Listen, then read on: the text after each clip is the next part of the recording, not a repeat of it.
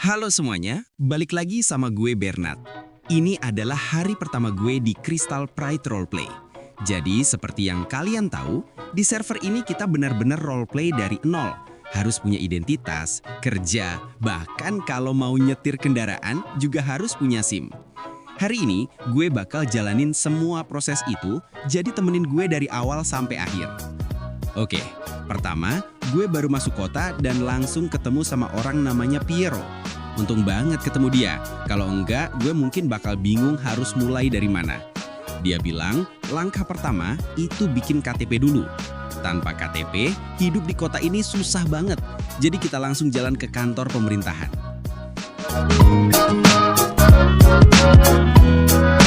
Nah, oke teman-teman. Sekarang gua sama Piero berangkat jalan ke balai kota. Di sana tempat kita bikin KTP.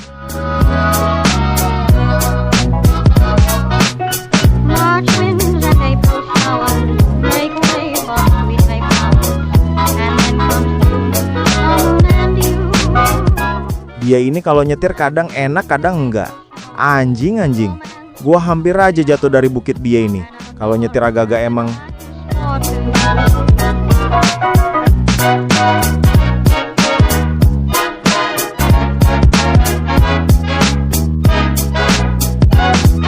Untungnya bisa naik lagi, Cok. Kenapa coba?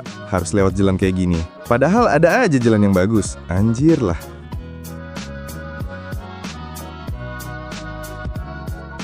Mana? Bukitnya tinggi banget lagi. Anjing emang. Kalau dia bukan teman pertama gua, udah gua injek-injek dah. Ini balkotnya oke juga. Mewah, Cok, tempatnya. Gak kayak kota-kota lain yang balkotnya di kota.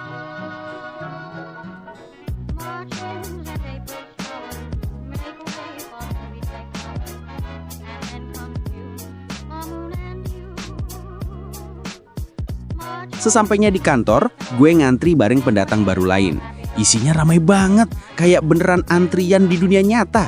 Gue isi data, nama Bernard, umur 22 tahun, pekerjaan sementara masih nganggur. Agak malu sih tulis nganggur, tapi ya beginilah realita jadi pendatang baru. Akhirnya setelah nunggu beberapa menit, KTP gue jadi juga. Hore, sekarang gue resmi jadi warga kota Crystal Pride.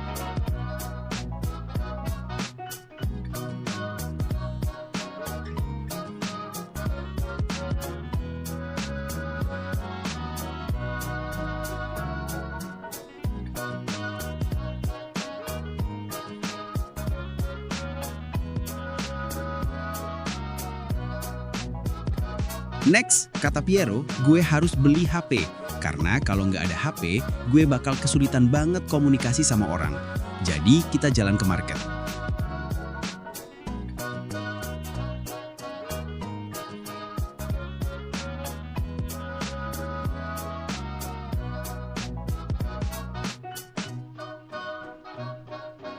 Anjing, dia malah kesantet bangsat. Gua nunggu 5 menitan ini, Cok. Gak muncul-muncul dia. Anjing juga itu orang. Motornya dibawa ke dalam, gila.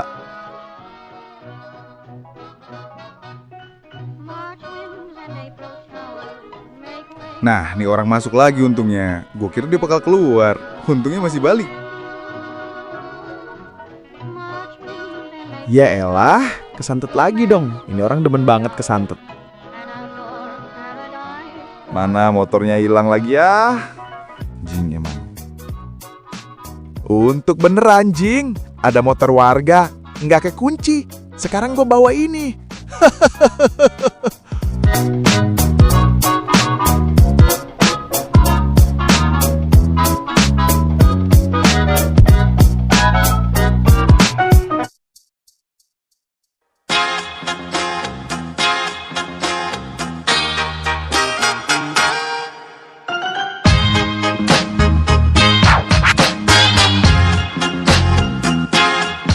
Di sana gue langsung pilih HP murah, yang penting bisa SMS dan telepon.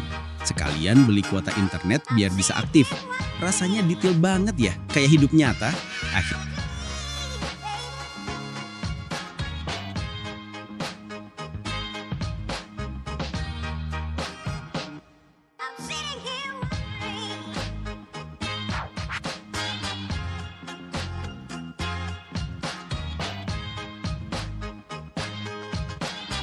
Akhirnya gue punya HP pertama di kota ini.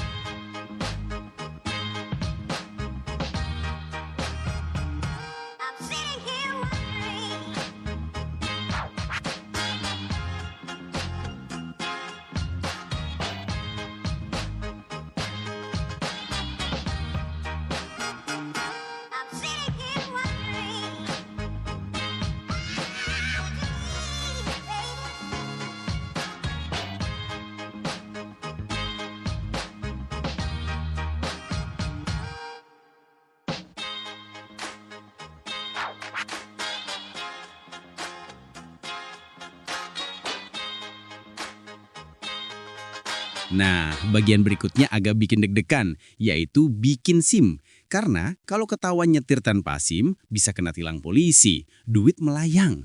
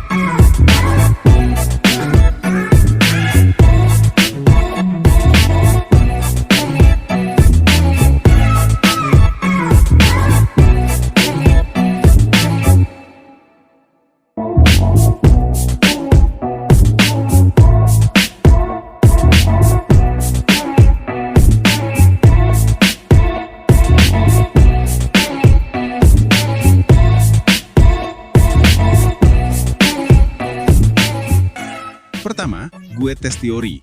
Isinya soal-soal dasar tentang lampu lalu lintas, rambu-rambu, pokoknya aturan berkendara. Untungnya masih gampang, jadi gue lulus. Lanjut ke tes praktek. Nah, ini yang panjang guys. Gue disuruh bawa mobil keliling jalur yang udah ditentukan. Ada belokan tajam, ada jalan lurus, bahkan ada bagian sempit yang bikin jantung deg-degan. Gue harus ekstra hati-hati, pelan-pelan biar gak nabrak.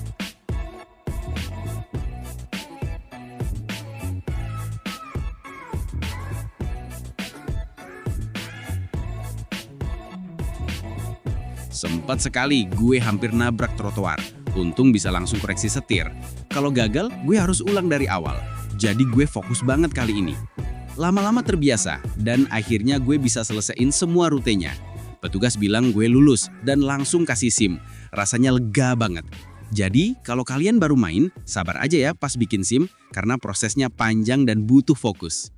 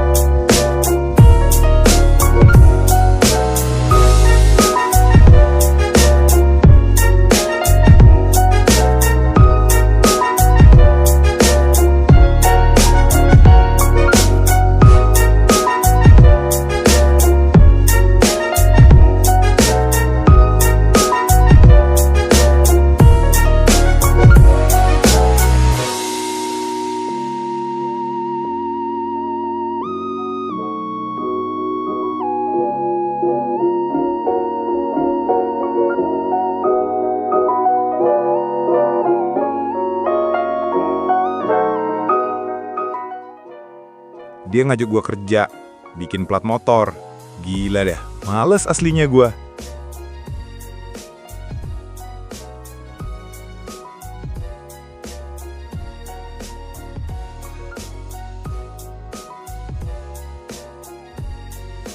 Untungnya dia ganti pemikiran. Dia ngajak gua kerja, jadi supir bis. Oke, kalau gini mah, enak cok jadi supir bis mah.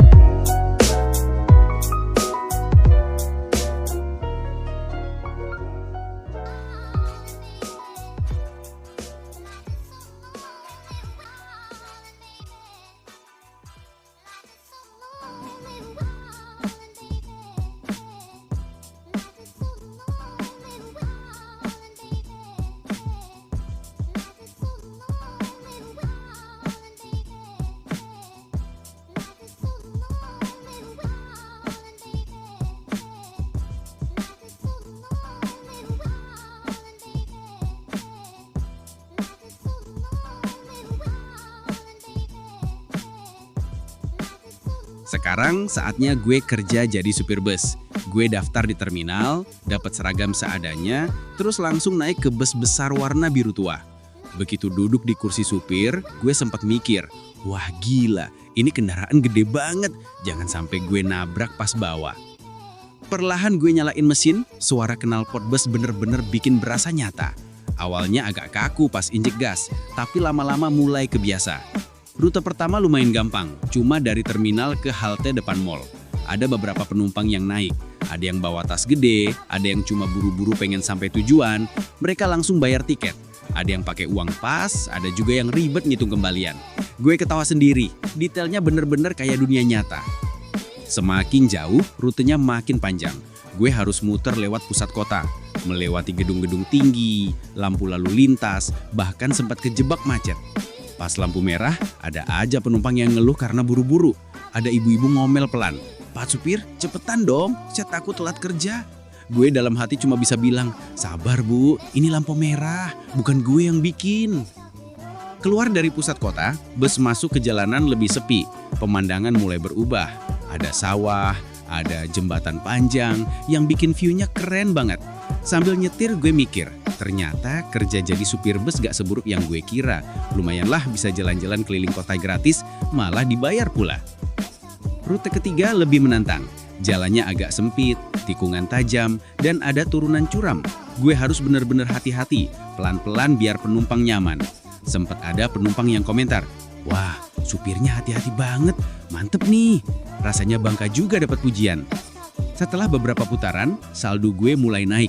Dari awalnya cuma receh, sekarang lumayan ada tabungan. Sambil jalan, gue mikirin rencana ke depan. Kalau narik bus terus, mungkin beberapa hari ke depan gue bisa beli motor. Setelah itu bisa apply kerja lain, mungkin jadi trucker atau kurir. Dan kalau rezeki, suatu hari bisa punya mobil pribadi. Tapi, meski seru, kerja jadi supir bus ternyata juga bikin pegel. Tangan harus fokus setir terus, kaki nggak berhenti injek gas rem. Tapi justru di situ serunya. Gue ngerasain capeknya karakter gue kayak nyata.